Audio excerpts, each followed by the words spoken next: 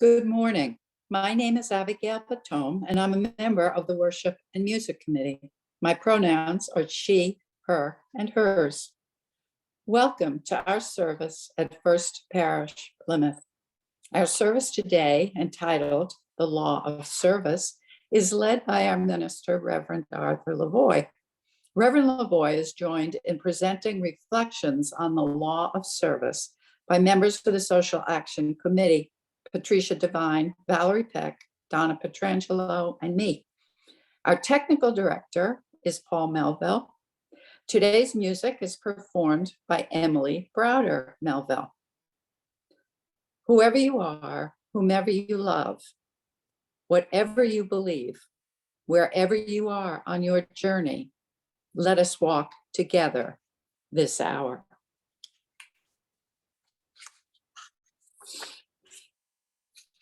Good morning, everyone, and welcome. I'm the Reverend Arthur Lavoie, minister at First Parish in Plymouth. And I want to make a special welcome to those who will be watching this service on YouTube or on Facebook when the service will get posted later today to those locations. We are thrilled to have you part of our family here at First Parish in Plymouth, and we would love to hear from you. If you would like it, please email or call the office, and we can be in contact with you if you have any questions.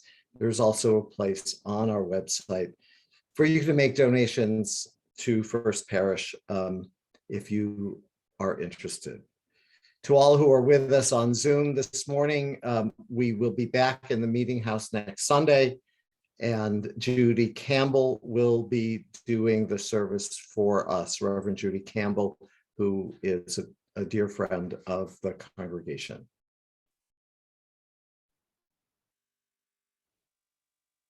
Thank you.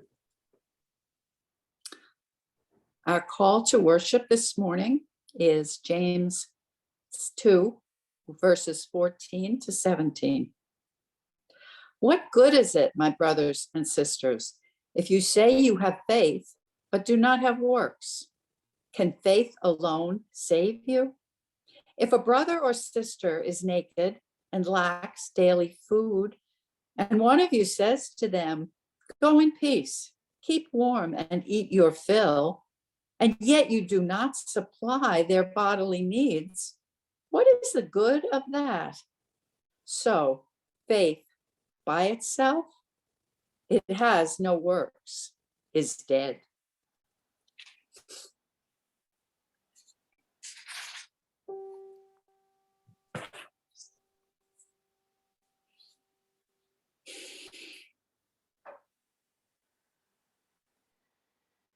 Guide my feet while I run this race.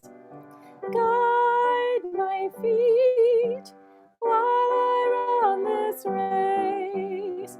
Guide my feet while I run this race. For I don't want to run this race in vain. Hold my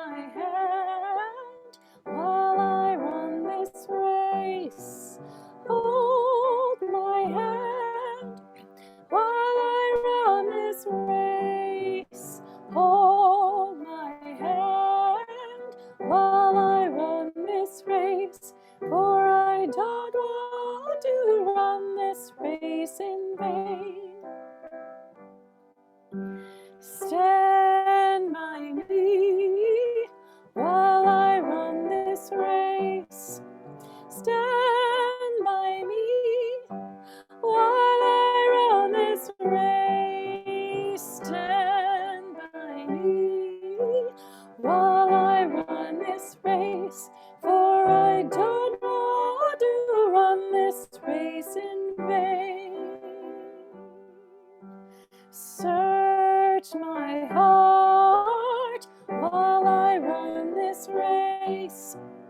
Search my heart while I run this race. Search my heart while I run this race, for I don't want to run this race in vain.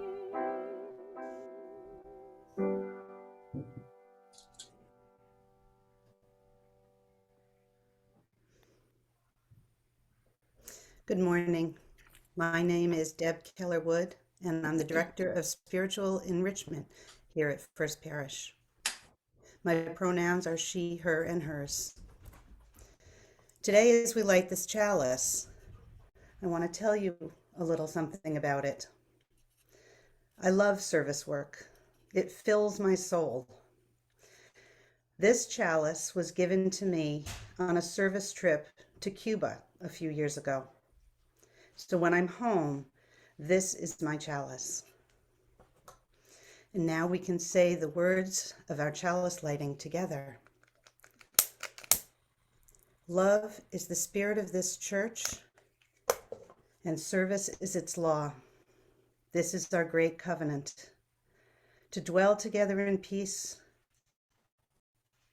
to seek the truth in freedom, to speak the truth in love, and to help one another.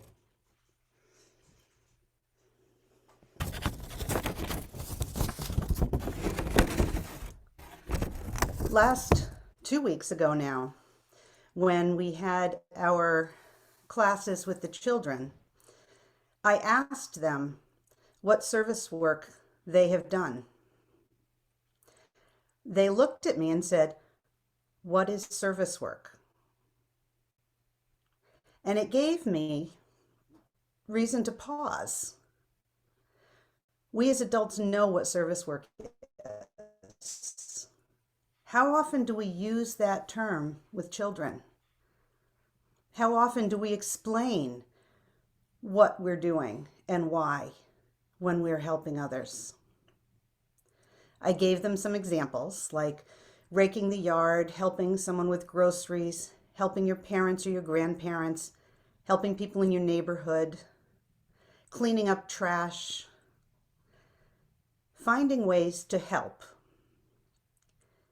And then I asked them again, what have they ever done for service work?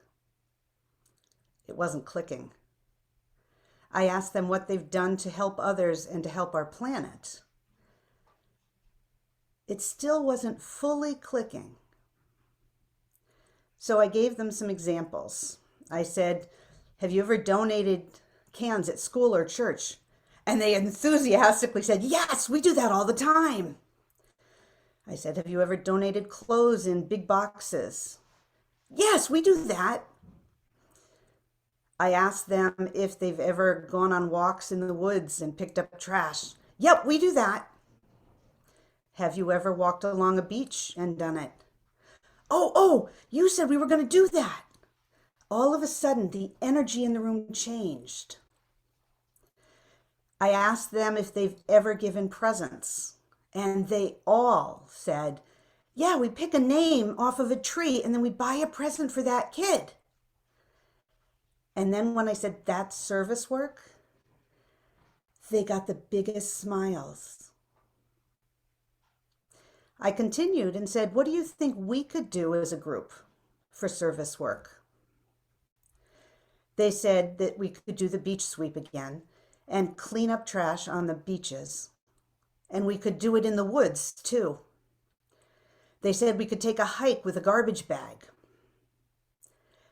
They decided that we could make food to bring to a soup kitchen. They said we could raise money to donate, to help people. And then they said that we could help in an animal shelter. All of these were great ideas, and all of these were doable. But for the first time, the children had a new way of looking at it. They were learning what service was in a way they hadn't understood before. That's a powerful lesson to share with our children: service. Service to others, service to the planet.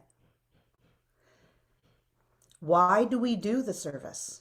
How often do we talk about it? And how it makes us feel when we can help?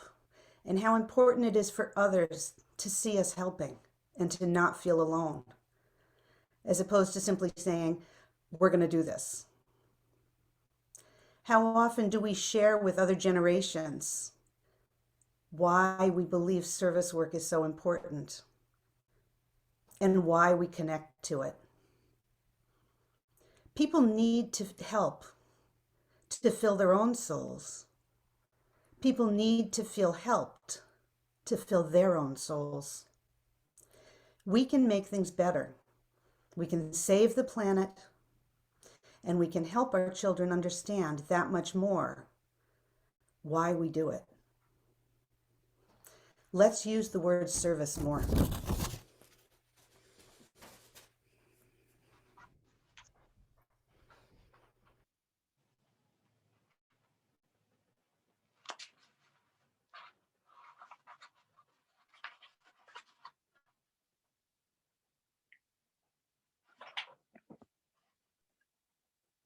Oh, good morning. My name is Valerie Peck. My pronouns are her, hers, she. Okay, this is my reflection from Social Action Committee, because of being on Social Action Committee. I did not grow up in a happy environment. Excuse me. And I think that was responsible for not wanting to have children. My sister has one daughter who has no children. So biologically, we are not a large family. I sometimes question the fact that I'm so concerned about the way we humans are treating our planet when I haven't added to the population explosion. But it's impossible for me to just accept the disruption to plants, the ocean, and animals that's happening now the world over.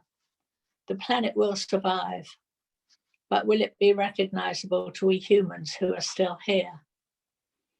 From August 2020 to July 21, 5,100 square miles of Brazilian rainforest was destroyed, disrupting 1 million indigenous people and destroying 3 million species of plants and animals.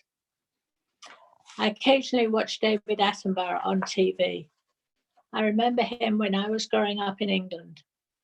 He is now reporting on a completely different landscape from the one he presented in the 1950s.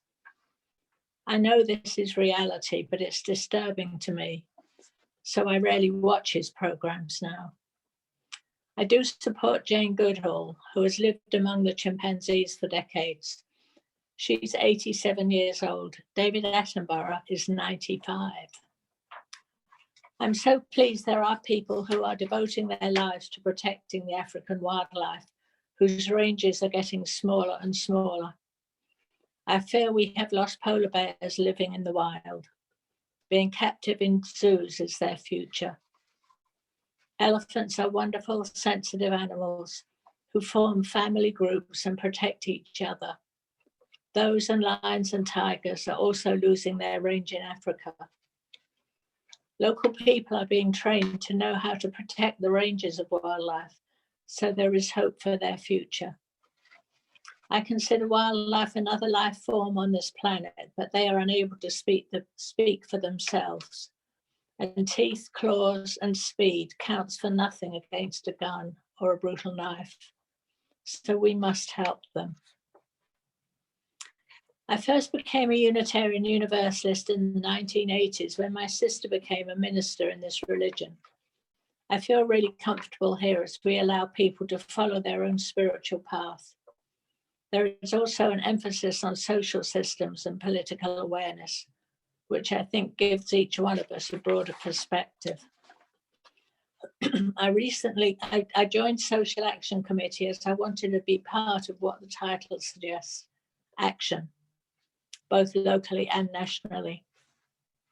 Recently, this committee was instrumental in getting the single-use plastic bags banned in Plymouth grocery stores.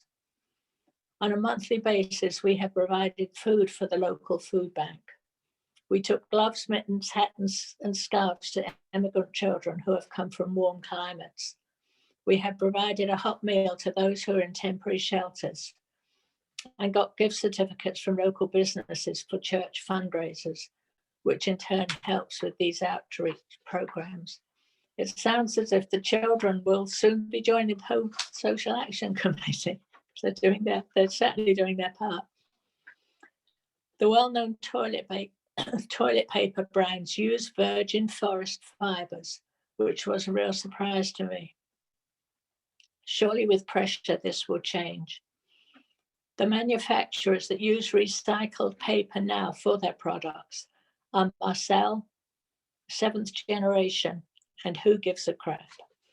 I encourage everyone to please switch to a company that does not destroy the forests that produce the oxygen that sustains us.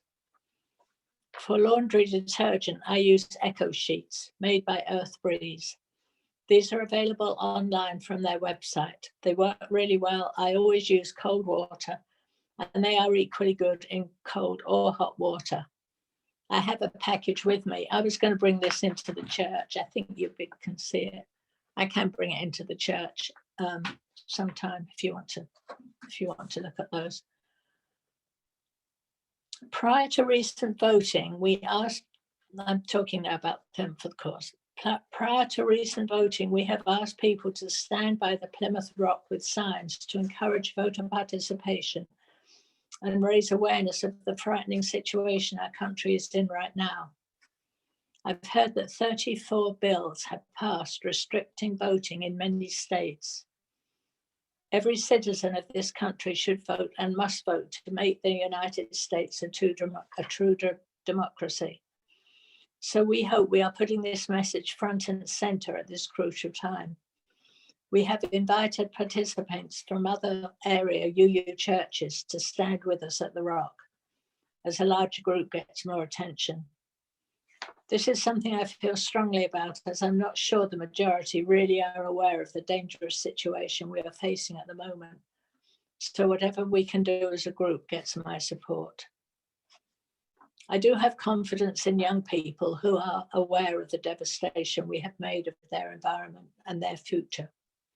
Hopefully they will make enough noise that the politicians will sit up and take notice. Frankly, they have to. Thank you. And please register to vote.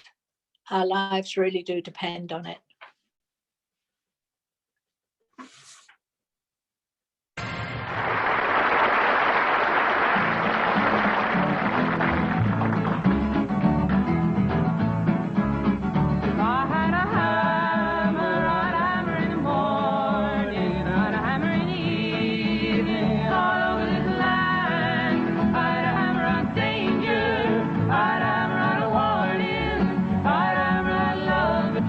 Brother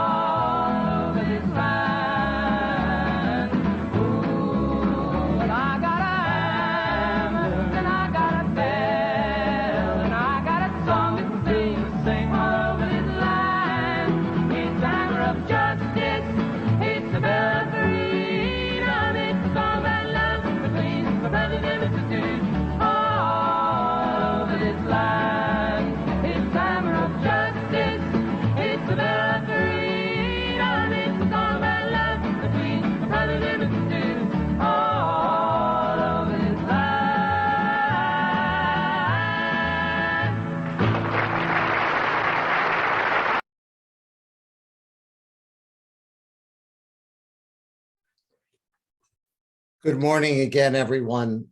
One of the wonderful things we can do on a Zoom service is include a recorded piece of music like that takes us, some of us, back to those days when Peter, Paul, and Mary and other folks that were part of folk music really brought some social justice awareness to our consciousness through their music.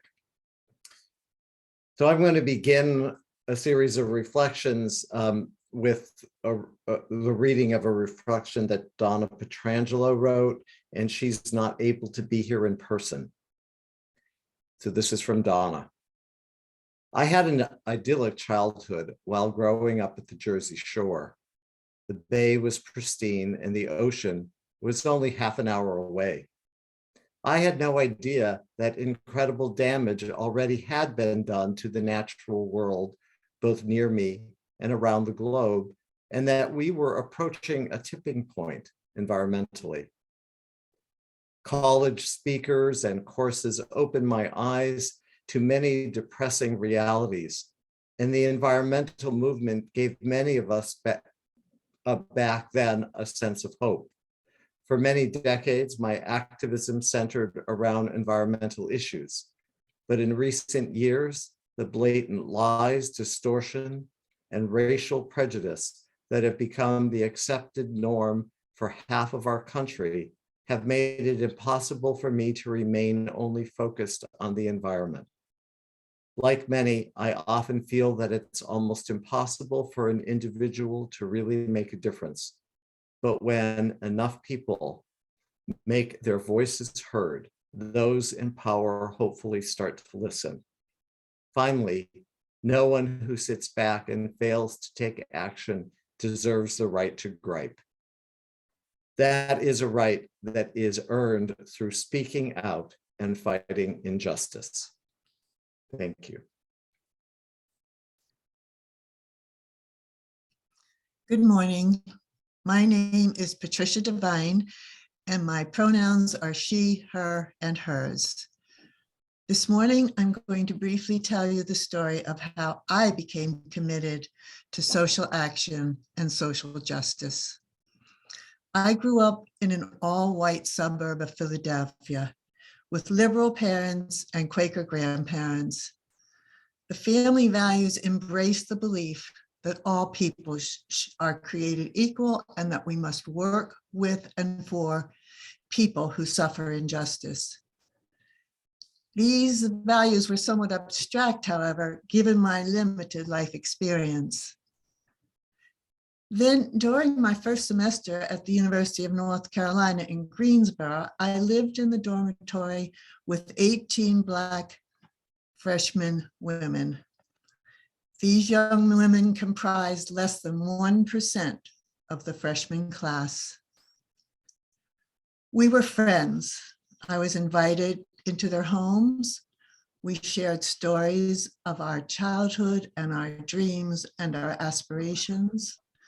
And I witnessed firsthand the white-only signs and the no-colored signs on restrooms, drinking fountains, restaurants, and all other places. I can still see these signs in my mind's eye. Also, though, at this time, the civil rights movement was gaining impetus and speed. The Freedom Riders had been throughout the South fighting Jim Crow laws. A group of students and others had traveled to Mississippi to assist with voter registration. And in August 1963, the March on Washington included 250,000 people who gathered at the Lincoln Memorial to listen to Dr. Martin Luther King. These efforts and others, which demonstrated extreme acts of courage designed to combat racism and inequality, showed me the way to take action and work to remove those hideous signs.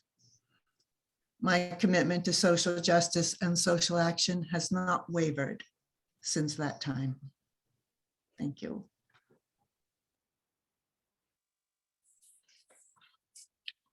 Hearing that Peter, Paul, and Mary song reminds me that my generation believed that we had changed the world. And while we certainly did have an impact, the world still remains needing change. And so what I want to share with you today is some ideas that, we must continue. The idea that some lives matter less is the root of all that is wrong with the world. These are the words of Paul Farmer, co-founder of Partners in Healthcare, an organization working to provide healthcare to impoverished countries. Think about that. Imagine a world where each and every life matters. No life matters less than another. No matter how committed to social action or involved in activities, we allow ourselves to become accustomed to homelessness, to less health care for some because they are just too poor or they live in a place with limited care opportunities. These inequities in our society nag at me all the time. So I write checks to support organizations whose work and commitments I support. I write letters. Sometimes I stand with others outdoors in support of a candidate, voting rights, Black Lives Matter. But does any of it matter? The letters, the protests, the donations, does it matter? Well, here's the thing. Yes, it matters. It must matter. And what matters more is people joining together in partnership to challenge the unfairness, the inequities, and to demand change. It is sometimes overwhelming.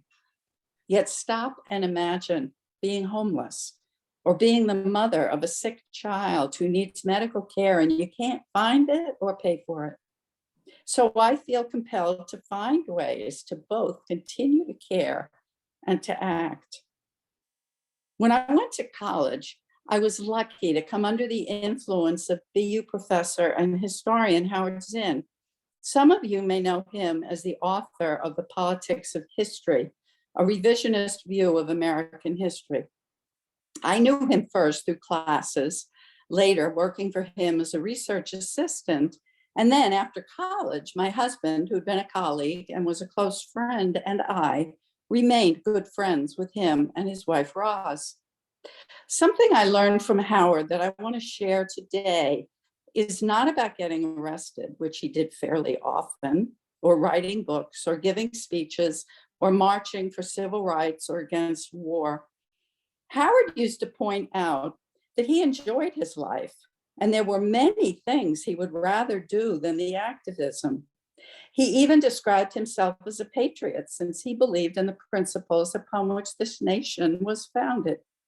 Yet he would say we must act as long as there is injustice, unfairness, inequality. But in spite of the dispiriting, often dire state of affairs, he exhibited a joy for life. I have fond memories of shared meals, stimulating conversations, and one special memory, tobogganing with him down a snowy hill onto the frozen pond behind our house. I learned from him that even in the midst of difficult challenges, it's important to embrace life, to enjoy time with friends, to go to a movie. He embraced life, all of it.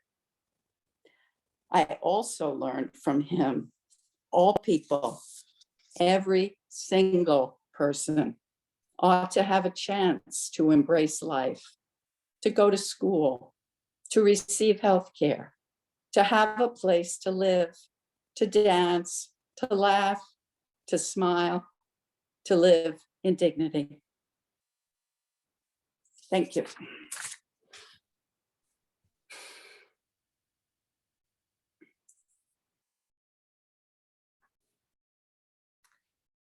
I remember seeing a comic strip somewhere, may have been in the UU World magazine or some other progressive publication. In the first panel, one person says to another, you know, Sometime I'd like to ask God why the universe was created with so much poverty, hunger, and misery when God could have done something about it. In the second panel, the other person says, well, why don't you ask God why they don't do something about the poverty and misery in the world? In the third panel comes the reply, well, because I'm afraid that God might ask me the same question. We are all certainly being asked that same question. Whether you believe in God and it is your God or your vision of truth that is asking, or your religious and moral values, even your connection to the human family and the larger world. Whatever is your conception of a higher spiritual source, we are all being asked what we are doing to prevent the poverty and misery in the world. What is our reply when we're being asked what we're doing about hunger and pain, loneliness and misery, homelessness and poverty, racism and discrimination, as we see these things around us? What is our reply when God asks us how we put our love and our religious values into practice? This Sunday, we're doing the second in a series of services on the covenant that you say every Sunday when you light the chalice. Now, the words that you say are a slightly edited version of a covenant by James Villa Blake that is among the readings in the back of the hymnal. The hymnal has another statement of covenant that is used in many of our congregations. That one begins with the words, "Love is the doctrine of this church, the quest of truth is its sacrament, and service is its prayer." As you spoke your covenant earlier, you say, "Love is the spirit of this church, and service its law." That is a much stronger statement about the value and importance of service. Service is its law. What does that mean? What is the role of law in a civil society? I'd suggest that according to the words you speak in your covenant, we would be breaking some law when we are not involved with some kind of service to others, when we are not engaged in some action that will help make things better for this planet and for our fellow human beings. You know, there's been some debate in religious circles and in Christianity, especially over the centuries, about the value of service. And Martin Luther, the 16th century early founder of the Protestant Reformation, theorized that if you have faith, there is no need for service. There's no need for works, as the Apostle James writes in his letter that was used as our call to worship. But you know, we have seen the darker side of that insistence on faith without works play out over the centuries as people claim to have faith and claim to be religious, but do not show that faith through their behavior toward others.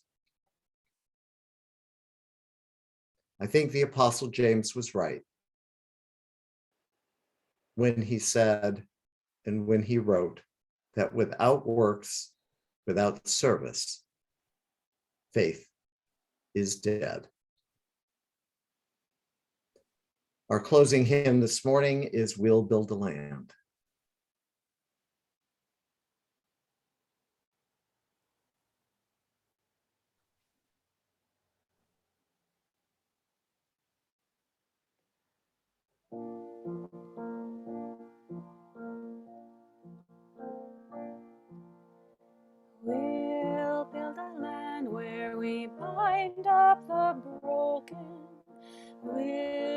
build a land where the captives go free, where the oil of gladness dissolves all mourning.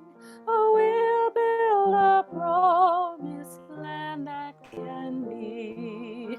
Come build a land where sisters and brothers, anointed by God, may then create peace, where justice shall roll down like waters, and peace like an ever-flowing stream.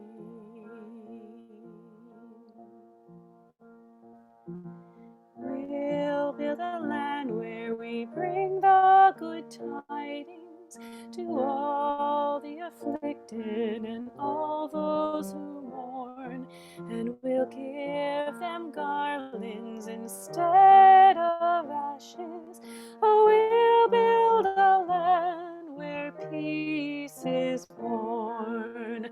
Come build a land where sisters and brothers, anointed by God, may then create peace, where justice shall roll down like waters, and peace like an ever-flowing stream. We'll be a land building up ancient cities, raising up devastations from old, restoring ruins of generations. Oh, we'll build a land of people so bold. Come build a land where sisters and brothers, anointed by God, may then create peace, where justice shall roll down like waters, and peace like an ever-flowing stream.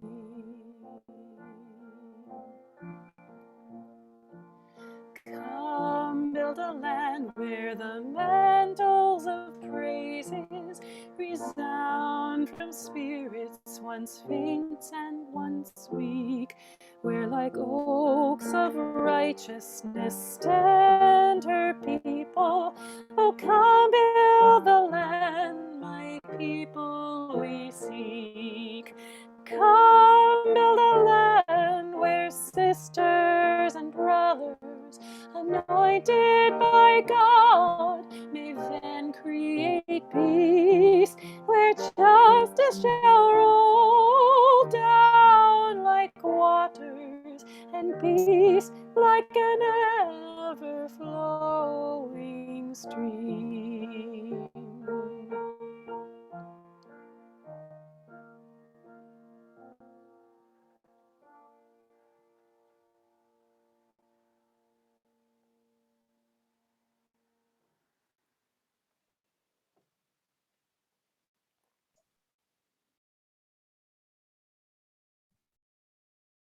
Our benediction this morning comes from the words of Marion Wright Edelman, the African-American lawyer and activist, from her book, The Measure of Our Success, in which she talks about raising her two children, her two sons, and what that experience is like.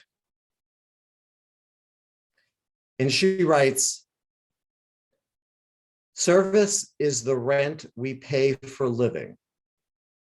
It is the very purpose of life and not something you do in your spare time." Amen and blessed be.